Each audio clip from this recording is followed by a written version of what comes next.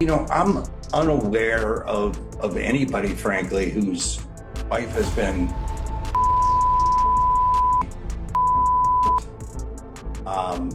and has made jokes about that type of situation. Little tone deaf, right? Why? Because, you know, we're making light of the whole situation because it centers on your wife accusing a guy. I would imagine at this point you're Bennett. You said I'm not in it, but are you Team Blake or Team Justin? He said I don't speak English, Gail. Team it ends with us. Yeah. And he's Team Taylor and Yes, Paramount Team Plus. Taylor. Yeah. Seriously, well, what is the reputation after you and your wife basically attempt together to take over a movie where she was simply hired as an actress and then put together a spate of allegedly defamatory accusations against that same guy because you didn't like the publicity that was being spread about you? What does that say about Ryan Reynolds caused a stir on live TV, and it's definitely not for the right reasons. He made a joke about his situation with Justin Baldoni, thinking it would be a light-hearted comment, but it didn't go over well at all. Blake Lively, clearly not amused, showed just how uncomfortable she was with it. The couple had kept a low profile after Justin Baldoni's explosive lawsuit brought their behind-the-scenes actions to light, and the public turned against them. But instead of staying out of the spotlight, they chose to step back into it. They made a grand entrance at the SNL 50th anniversary red carpet, fully aware that cameras would be on them. Then, during the live show, Ryan made things worse. He jumped into a skit and cracked a joke about the scandal, making the crowd uneasy. Kevin Cerner, sitting right behind him, looked completely serious, and Blake's reaction was clearly not one of amusement. So Blake and Ryan have not been seen, obviously, ever since Justin Baldoni launched his massive response to their lawsuit, all of the details, the text messages, and the public essentially turned on them. They were spiking the ball. They had the New York Times doing their dirty work. They were like girl marching with Taylor Swift. Everything was going their way for 2 years. They almost got this movie out of Justin Baldoni and Wayfarer Studios' hands. And then internet sleuths got on it. And so we were kind of waiting for them to reemerge. And in my imagination, in my crazy PR imagination, I did not foresee that they would go right back into the belly of the beast that we are all trying to slay. I did not think that they would come up with this brilliant idea to hit a red carpet first. And that's exactly what they did. They decided to hit the red carpet at Saturday Night Live. So you guys take a look at them walking here just so we can see this.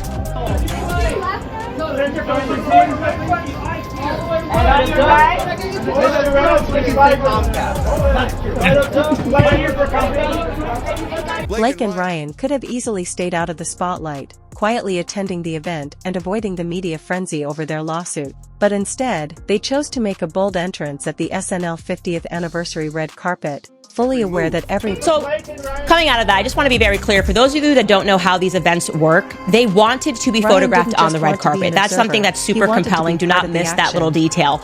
You are very much allowed to decline to walk the red carpet. So if you were just like, we need to get out, we need to get back to our lives, just resume our lives in some capacity and go to this event, you can just go in through a side door, go in through a front door. You don't have to have a bunch of paparazzi stalking you. You just sit down, take your seat, and enjoy an event.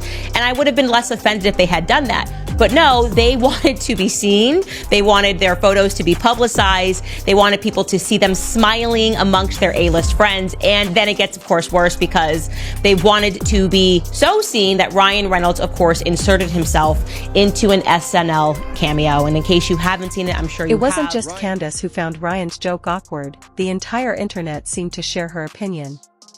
What Ryan thought would be a clever moment ended up backfiring, only adding more fuel to the fire and making an already tense situation even worse. Meanwhile, over the weekend, SNL did its 50th anniversary tribute, and there was one moment that seemed to stand out. That was a moment where Tina Fey and Amy Poehler called out Ryan Reynolds in the audience, and it was a little awkward.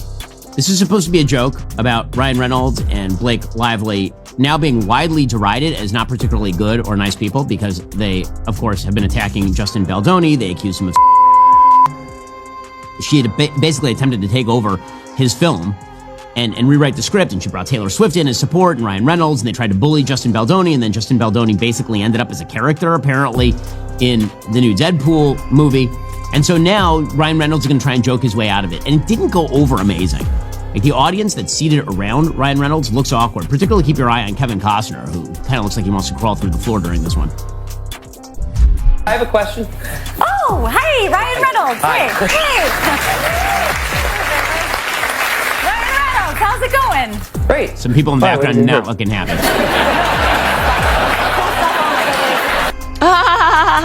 Get it? He's just being his funny Deadpool self, guys. So ironic, and it's so funny. He's like mocking the situation. And I do want to point out to the homie Kevin Costner behind him, because what's excellent about this, in case you missed a little bit of this double entendre, is don't forget that we were informed that part of Ryan's mental issues is because it stems from the fact that he didn't have closure with his father, and his father passed without closure. He told us that. He got really intimate with us when he was trying to, I don't know, beat up Justin Baldoni. And part of that story arc is the fact that he's obsessed with Field of Dreams, the movie that Kevin Costner was in. And for some reason, he's obsessed with this movie because it has to deal with fathers and a father passing.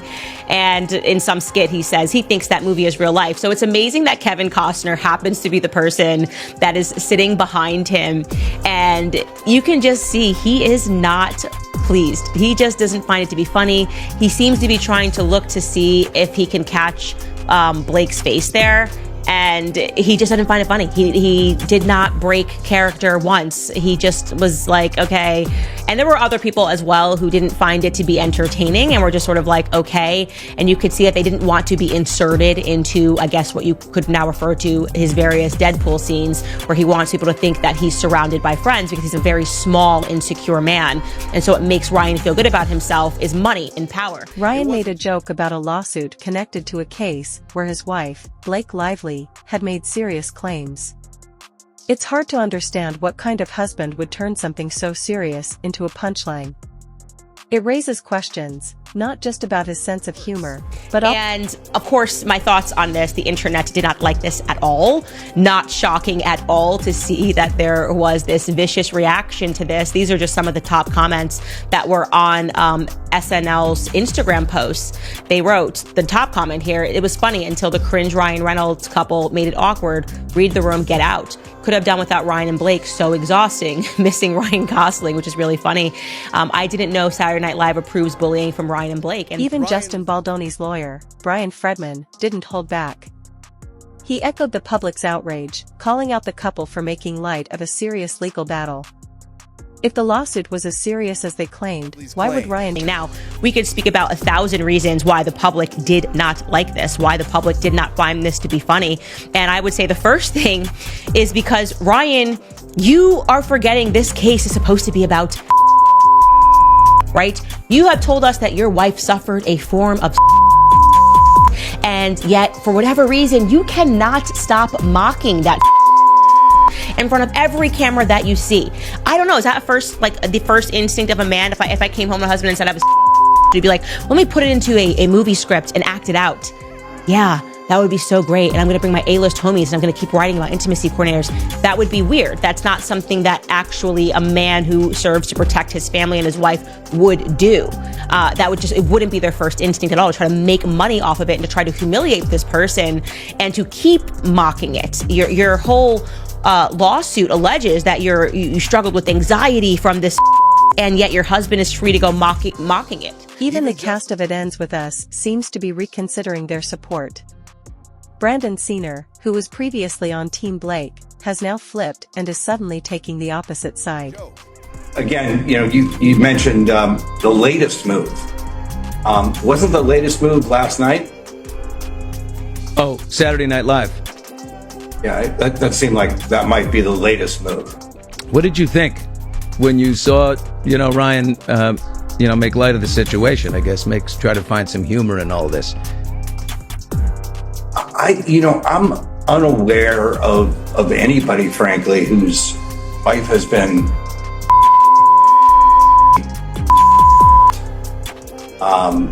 and has made jokes about that type of situation. Yeah. Yeah, I can't think of anyone who's done anything like that. And so it surprised me. From the public outrage to even their own allies starting to question them, it's clear this scandal isn't fading away anytime soon. But what do you think? Was Ryan's joke just bad timing, or does it reveal something deeper? Let us know in the comments. And I want to say this, what's also happening, in case you've missed this, is everyone's kind of jumping ship. At least partially, I should say. Because we have Brandon Sklenar, who, I want to remind you, was read the lawsuit. You love these people, like in the moment, who just have to get involved. Read the complaint for the love of God, he says. Most of these people are heathens, godless. It's Hollywood. They worship themselves. But he's like, for the love of God, if you even love the Lord, he wrote, then read Blake Lively's complaint. That's how impassioned he was, Team Blake. And of course, we kind of deduced that it was because he got love bombed. And I'm willing to forgive that. If he, just as Brian Friedman is suggesting, gives us the full mea culpa. You know, I want the full, I am sorry, she tricked me. I now realize that her and Ryan were love bombing me. I had no business watching that Wrexham match. They probably lost anyways. And whatever contacts they gave me at WME is not worth me being a part of persuading the public that an innocent man is kind of like a rapist who can't control his urges. Okay, but he won't do that. Instead, he's backing out slowly, and he did this in a manner of stopping by CBS News, sitting across from Gayle King. He was promoting 1923, which is another series that he's involved in, and they just kind of asked him, what team are you on, Team Blake or Team Justin? He's had a change of heart, it sounds like. Take a listen. I would imagine at this point you're Bennett. You said I'm not in it, but are you Team Blake or Team Justin? He said, I don't speak English, Gayle. I'm team it ends with us. Yeah. And he's Team Taylor and Yes, and Paramount he's Team Plus. Taylor. Yeah. Got a little nick on his knuckle there. No. Congratulations, Yeah. Brendan. I didn't expect you to. I'm just messing with you. Yeah. But we're glad you're here and continue. He's like, yeah, Gayle, yeah. Trained in martial arts. That's real funny. Yeah, Gayle, you got jokes. Thank you, Brendan. You hear that, guys? Now he's a team it ends with us. I don't know. That wasn't the team it sounded like to me when I read that Instagram post. What? For the love of God, read the complaint. Read the complaint. He pinned it to the top of it. For the love of God, if you go to church on Sunday, if you say your Hail Marys, please read the complaint. Oh, I'm just team it ends with